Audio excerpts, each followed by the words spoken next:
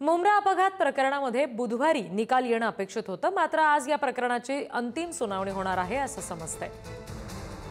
त्यामुळे निकाल येण्याची शक्यता नाकारता येत नाही। मुंब्रा अपघात दोषी ठरवण्यात आलेल्या 2 इंजिनियर्सनं अटकपूर्व जमीन अर्जासाठी हे ठाणे सत्र न्यायालयामध्ये धाव घेतलेली होती। त्यांच्या वकिलांनी सरकारी वकिलांचा दावा खोडून बुधवारी विविध चित्रफितींचं कोर्टासमोर सादरीकरण सुद्धा केलं होतं।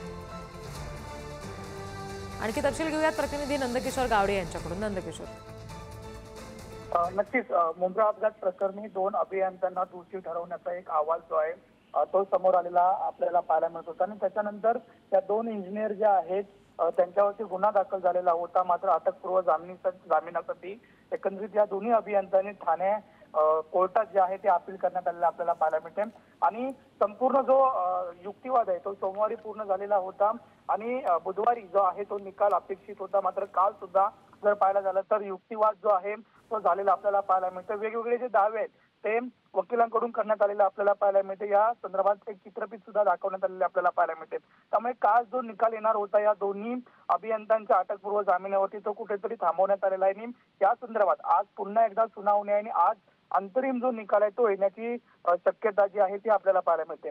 कसारा गाडीत गर्दी नव्हती असा युक्तिवाद सरकारी वकिलांनी सुद्धा केलेला आपल्याला पाहायला मिळते। त्यामुळे आज नेमका काय युक्तिवाद होतो आणि आज अंतरिम निकाल काय येतो हे पाहणं महत्त्वाचं आहे।